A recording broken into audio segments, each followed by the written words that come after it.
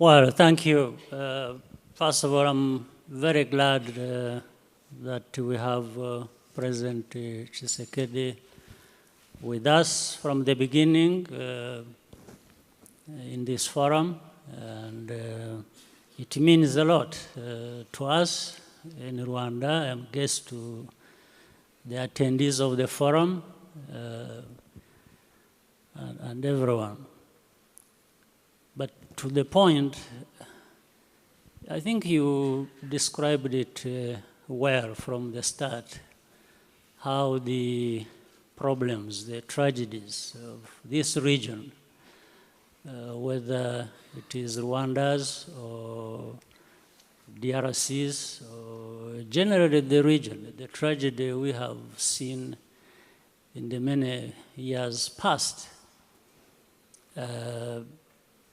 are going to be overcome by not blame game, pointing fingers at each other, internal, external, because let's face it, you gave it a history that dates back into colonial times. Yes. That is a fact, it's real. It feeds into the other failures we experienced of our own, yes, meaning the African societies, leaders, across the board. So all that we've known, we've experienced, we've gone through, and I think so it suffices that today we look at the real way of getting forward and moving forward and finding solutions to the many problems instead of that. So, but it comes to a number of things, including what are our politics like?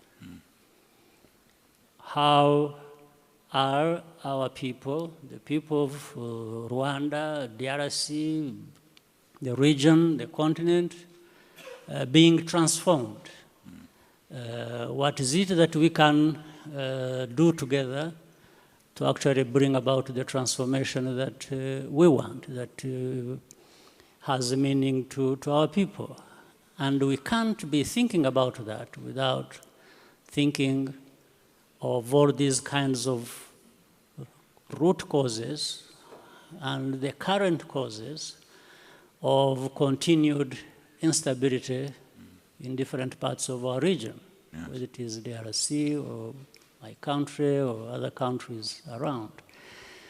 So the most important thing is, do we have leaders with this kind of good politics ready to work for our own people and bring them to participate? The citizens must participate in these things that in the end result into addressing these problems.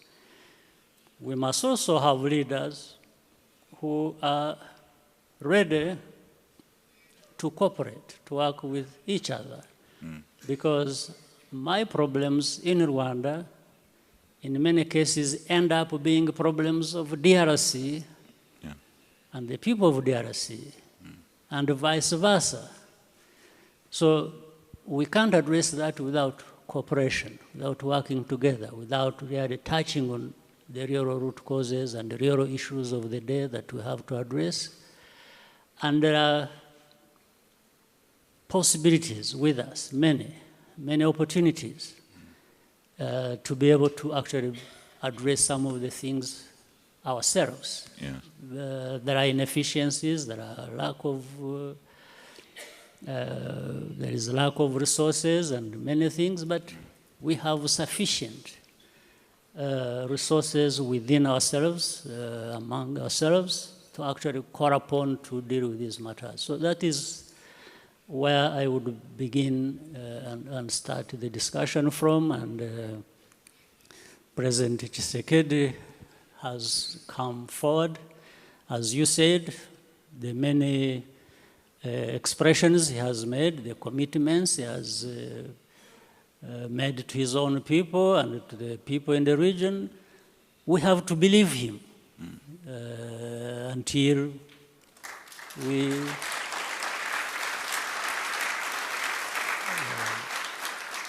so we really have to start with that. Yes. We believe him and we extend our hand of cooperation to him as he does, he is to us, and we see how far we can go. So you think we're talking about a new era? Absolutely. That's what I see, and let's test it and see where it takes us. Monsieur le Président, can I get you to set out your views on this? Because, as I said, you did make this commitment, as a solemn commitment, on behalf of your party, the UDPS, to shut down these militias. So far in your discussions with President Kagame, do you feel too that we're at the start of a new era of cooperation in the region? Bien, merci. Je remercie au passage les organisateurs de m'avoir fait cet honneur. Nous partons toujours chez nous dans notre entendement sur un principe. C'est celui selon lequel nos pays resteront voisins pour toute la vie. Et nous ne sommes que des acteurs spontanés. Nous passons à un moment donné, mais nos pays resteront voisins. Et donc, se faire la guerre, entretenir des tensions inutiles, cela c'est du temps, c'est une perte de temps en fait. Une perte de temps que nous aurions pu mettre à profit pour bâtir, reconstruire.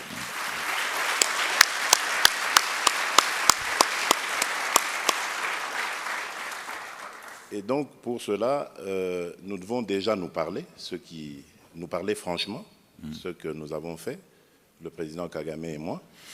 Et j'ai senti, je dois le dire, de sa part, une volonté d'aller de l'avant, une volonté qui peut se mesurer par ce qu'on voit déjà comme réalisation ici même au Rwanda. Donc on sent que c'est une personne qui est tournée vers le développement plutôt que vers les conflits inutiles et les tensions à répétition. Et ça,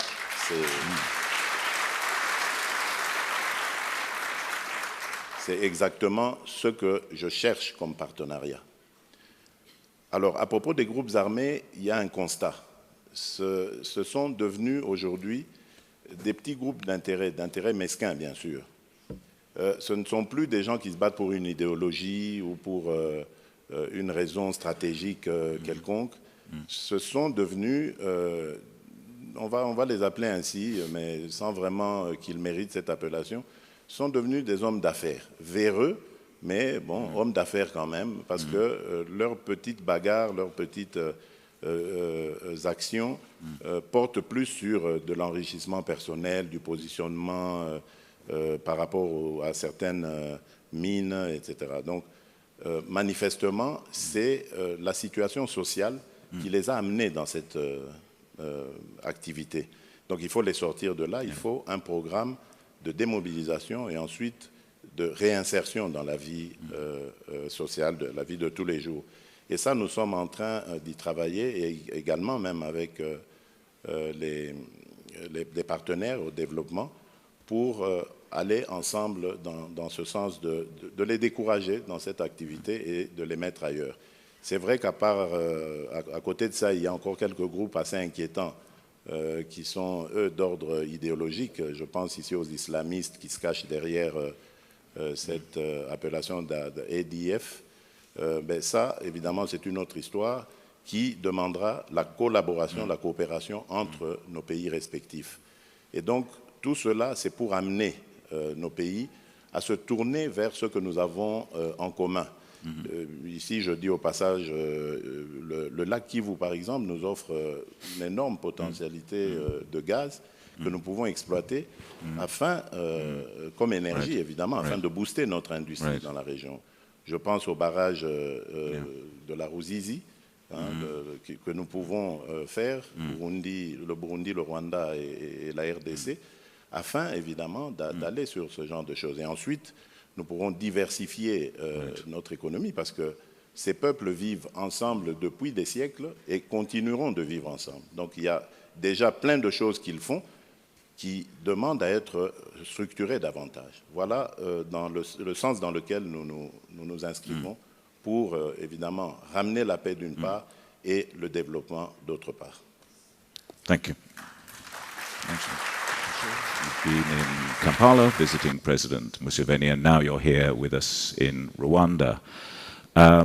You talked about the way in which these regional conflicts exacerbate tensions within the region. And some of them, in fact, a lot of them have been played out in Congo. And now on Monday, President Kagame referred to the dispute between Rwanda and Uganda as a political matter. And I think part of that matter does seem to be connected with Congo and certainly historical, a historical connection with Congo. And I'm just wondering whether we can use this moment with you two leaders together to make a plea to end this logjam because of the damage it's doing to the sort of continental economic integration we want to see, and also the danger that we could see a dysfunction at a political and a security level. Would it help if this conference made a call for a regional summit between yourselves and President Museveni to try and resolve this security impasse that the region seems to be facing at the moment? If you could say, represent what President Museveni thinks about this, that would help us all, I think. Bien. Évidemment, lorsqu'on est responsable d'un des pays de la région, on ne peut manquer aborder cela avec son homologue. Je l'ai fait avec le président Kagame et également avec le président Museveni. Mais vous me permettrez de garder secret les conversations que nous avons eues. Ce n'est pas le lieu ni le moment d'en parler.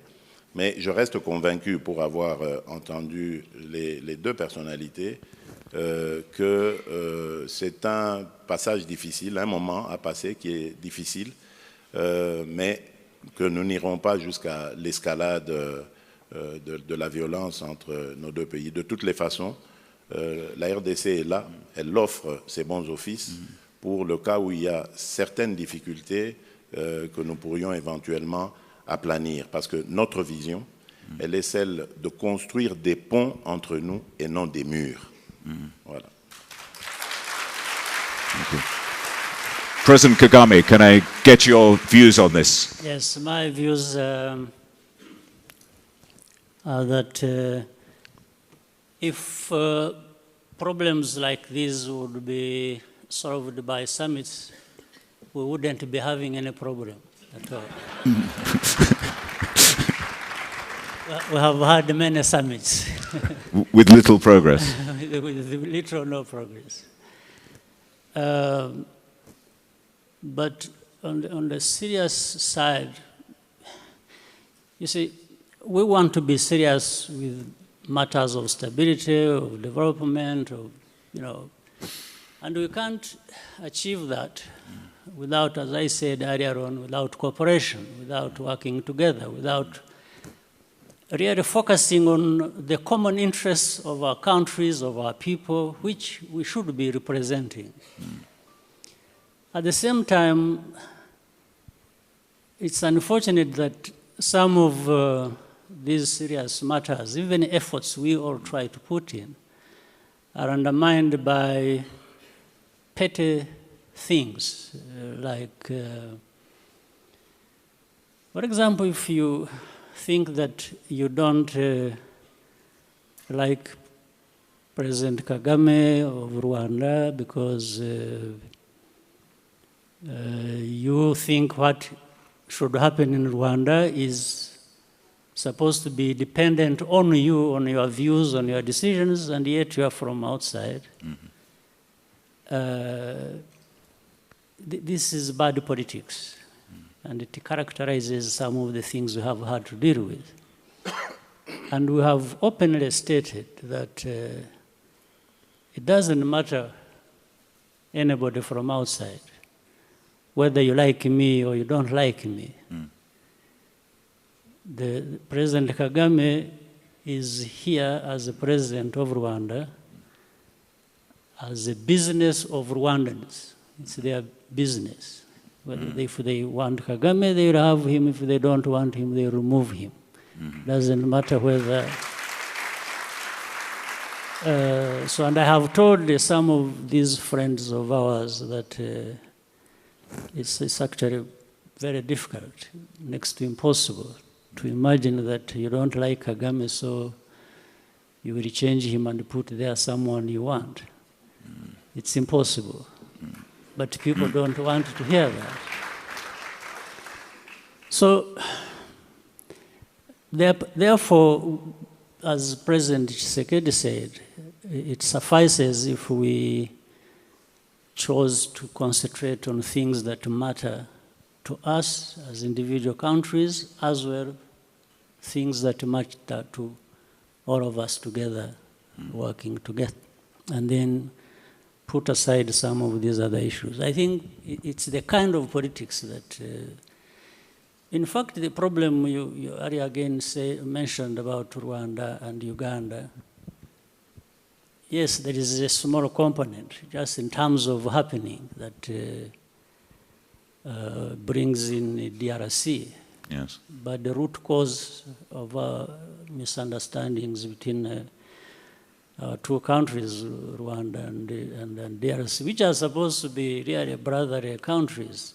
The worst quarrels are often within the families, aren't Absolutely. they? Yeah. But I think it must come to a point where the family must sit and realistically resolve these issues. But if not summits, I take your point. So as a journalist, I've attended many pointless summits in my life. But if not summits, what? I mean, bilateral, close bilateral consultations. I know your foreign minister has been very clear on your position on the issue. Equally, the foreign minister of Uganda has set out. What mechanisms do you see in place to resolve this? Continuing to talk about our problems. Because I think we exhaust the kind of logic of continuing to undermine each other and come to a point where we find the best thing is to cooperate and work together and accept each other. Right. Or to say the least, if we can't work together as brothers, sisters, as friends, we can decide to give each other peace and forget about what we have to do together, but above all, avoid quarrels that may just be destructive, because no one would win or benefit from any serious quarrel about this. So, but if we forget one another and let each, go about their businesses the way they want, that would be the second choice. Yes. Second to being good friends and working together and so on. In a spirit of cooperation. Monsieur le Président, I wanted to come up with a positive note on regional integration. Your country sits on the majestic Congo River, which has the force of its water, has the capacity to generate electricity for probably half the continent of Africa. We've seen a succession of initiatives trying to dam that river at Inga, and we've now got Puti Inga, and Inga 1, Inga 2, and so on. What are your hopes for hydroelectricity in Congo, and finally launching the great Inga project, Inga Dam project, and other projects I know you've been talking about, both to protect the environment in Congo, but also to meet the growing need for electricity across your vast country? Merci. L'hydroélectricité, évidemment, c'est une technologie dans laquelle le monde doit s'impliquer, parce que, vous l'avez dit, il y a des besoins de préservation de l'environnement. Et le Congo offre par son fleuve d'énormes potentialités dans ce sens. Nous avons dans le développement de l'énergie du barrage d'Inga, enfin d'Inga en général, une possibilité de distribuer de l'énergie à toute l'Afrique. Et donc, nous avons une vision globale, une approche globale de la question. Nous en avons discuté avec nos partenaires, j'en ai parlé avec le président du Rwanda, avec aussi Madame la présidente d'Éthiopie, pour voir ensemble, surtout l'Éthiopie. Vous savez qu'en ce moment, elle est en proie à une sorte de tension avec l'Égypte au sujet du barrage qu'elle s'apprête à construire. Mais là, je pense que si Inga se développe dans toutes ses phases, donc jusqu'à la phase 8, nous aurons 44 000 mégawatts à fournir de capacité. Et donc, à ce moment, le problème en Éthiopie ne se poserait pas. Donc, elle l'a trouvé intéressante, cette proposition, donc on va y aller. D'autre part, nous avons plus de 200 sites à l'intérieur du Congo qui peuvent également fournir de l'énergie. À peu près mis ensemble, on arriverait à 60 000 mégawatts. Donc, vous voyez qu'il y a d'énormes possibilités. Et au sujet de l'eau, qui est aussi une des batailles à venir, je pense qu'au niveau, on peut réfléchir à des solutions du style au niveau de l'embouchure, juste un petit peu avant la rencontre avec les eaux de l'océan. Il y a moyen de capter cette eau du fleuve et de l'envoyer via des pipelines à des pays qui en ont besoin, plutôt que d'aller dans ce qu'on a proposé à un moment donné au Tchad, c'est-à-dire le fait de dévier le fleuve Ubangi, ce qui va avoir des conséquences, y compris sur l'énergie, notamment les tourbières qu'il y a dans la forêt équatoriale et qui nous servent au monde entier de poumons, donc pour absorber le carbone. Donc, nous pensons qu'il y a d'autres solutions et la RDC est prête à les offrir, à les proposer à ses partenaires africains pour réussir cette intégration qui nous tient tant à cœur. Thank you so much, Mr. President. We have a few minutes for questions from the audience, and I know both of you are very keen to hear the audience's thoughts, particularly such a well-informed and influential audience as this. So could we have some questions for the two presidents? It's an historic opportunity to ask these two presidents sitting on the same platform together. It hasn't ever happened before, so you can be part of history. There is a question coming there on my right in the column straight ahead.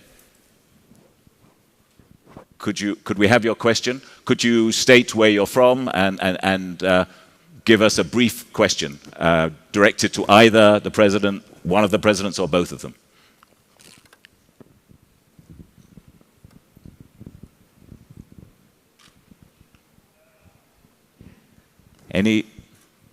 Do we have an awkward silence? There must be some people out there who have to pluck up the wherewithal. The gentleman there in the second row, please. He's got his hand up. Thank you so much. Please state where you're from. My name is Bassem Loukil. I'm from Tunisia.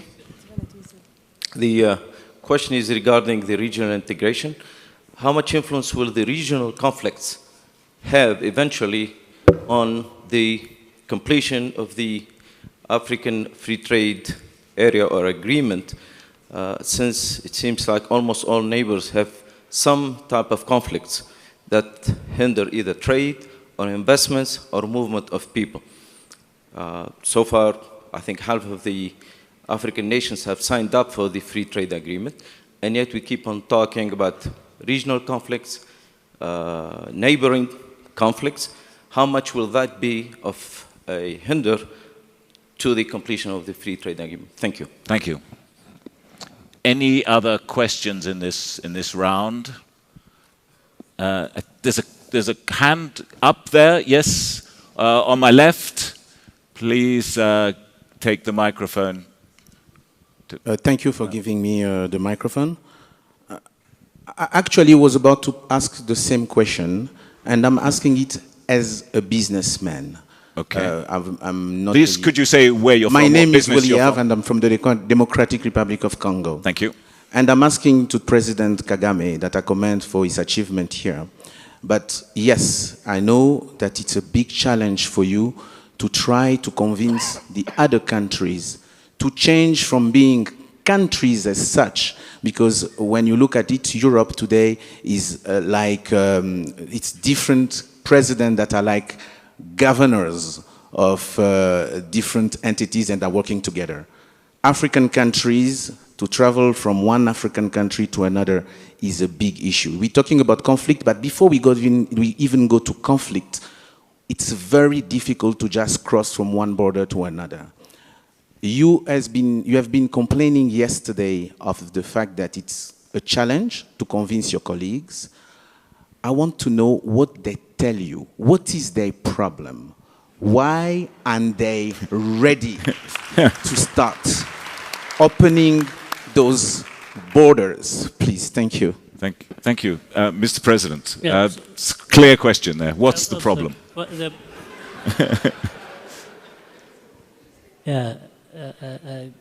I know the problem, but I can't find the answer. Well, identifying the problem is always the first step. Yes, but I'll probably speak to the two questions combined. Please, yes.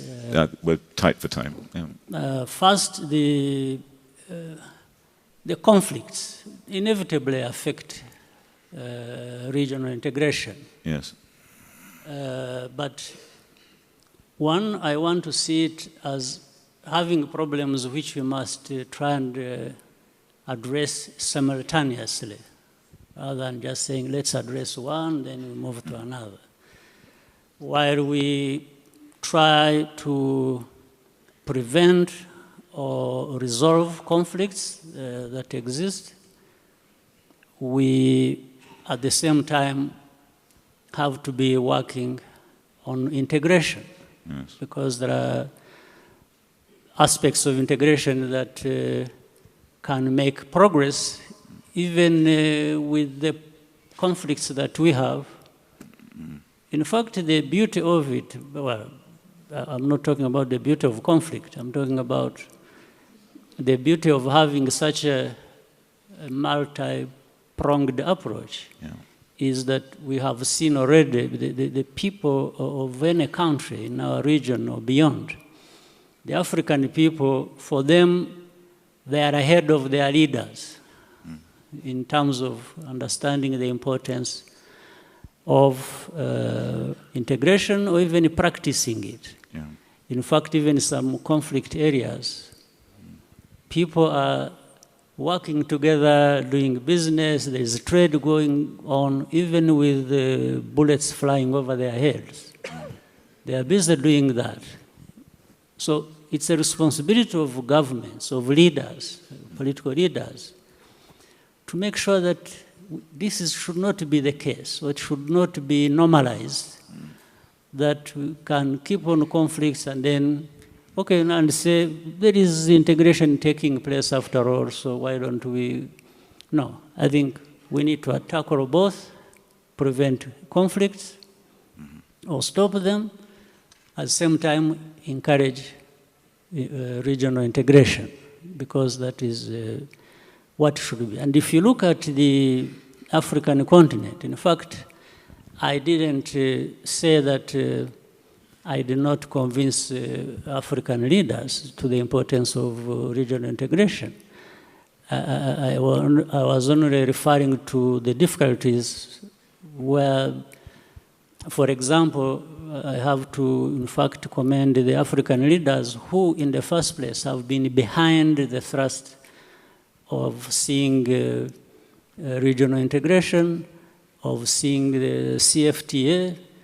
They are the ones, the leaders are the ones who sat and said, we know we must have this continental free trade area, because they wanted it. They knew the importance. But this is in spite of the fact that conflicts have been there, or others will come, and so on and so forth. So leaders should go beyond just dealing with one issue at a time, but rather address across the board. Across the panorama of concerns. That's what we need to do. So, one, I agree, conflicts affect regional integration, and we need to put more time and energy and everything we have to make sure that we reduce on or eliminate conflicts. Same time, I encourage regional integration. In fact, one helps the other. Mutually reinforcing. Yes. If we do that, regional integration encourages trade, business to happen, and these things help reduce on the conflicts or the causes of conflict once people are busy with the most serious issues. Thanks. So that is the most important. And on the other one, I don't think there is, I don't think there is anything wrong with the leaders as such cutting across. Yes, there are places you can say they have a problem, there are others that don't have much in terms of problem. And so we try to see how, again, come back to the point of working together. But the other part, let me leave it to my brother, friend, and President Tshisekedi to say something about it. Monsieur le Président, what is the problem, in your view? D'abord, félicitations au président Kagame pour cette initiative du libre-échange qui, de toutes les façons, est appelé un jour en Afrique à se matérialiser. Il n'y a rien à faire, il faut tendre vers là. Mais évidemment, il y a ces problèmes posés par M. Bassam, si mes souvenirs sont bons, si je me rappelle du nom, à propos évidemment des conflits. Évidemment, les conflits minent sérieusement le développement de l'Afrique. Mais je crois que la résolution, elle ne peut pas se faire, je ne crois pas qu'elle puisse se faire d'Addis Abeba, siège de l'institution de l'Union africaine. Je crois plutôt que les sous-régions aujourd'hui ont acquis une capacité, une influence, j'allais dire, importante dans l'Afrique. Je vais l'illustrer par 3 exemples rapidement. Au Congo, mon pays, c'est grâce, je dois dire, à l'intervention de la sous-région que nous avons évité un grave conflit post-électoral. Elle a joué un grand rôle. Et d'ailleurs, même lorsque, à l'époque, dans l'opposition, nous allions frapper à la porte de nos partenaires internationaux, tous nous renvoyaient à la sous-région, à nos partenaires sous-régionaux, pour essayer de débloquer la situation. À la CEDEAO, même chose. Souvenez-vous, lorsqu'il y a eu le fameux coup d'État manqué après la destitution du président Compaoré, c'est la sous-région qui est intervenue pour mettre fin à ça et revenir à l'ordre démocratique. Même pour la SADC. La SADC, il y a eu la crise au Zimbabwe, c'est encore... donc, vous voyez, je crois qu'il faut accentuer les rôles des sous-régions et au même moment travailler sur, j'allais dire, une sorte d'égalité de critères, un peu à la manière de l'Union européenne lorsqu'elle s'apprêtait, par exemple, à intégrer de nouveaux pays. Les pays qui étaient déjà en Union avaient atteint un certain niveau et exigeaient certains critères aussi aux adhérents pour commencer ensemble. Je crois qu'il faut aller comme ça, étape par étape. Et je pense qu'à ce rythme, nous allons arriver régionalement, localement, comme ça, à éradiquer tous ces conflits et à faire comprendre à nos populations le besoin de l'unité et de la mise en commun de ce que nous avons de positif plutôt qu'autre chose. Voilà. Merci, Monsieur le Président. The clock has declared war on us and is about to beat us, unfortunately. We have another few items, so it remains to me to thank you both profusely. Merci bien, Monsieur le Président.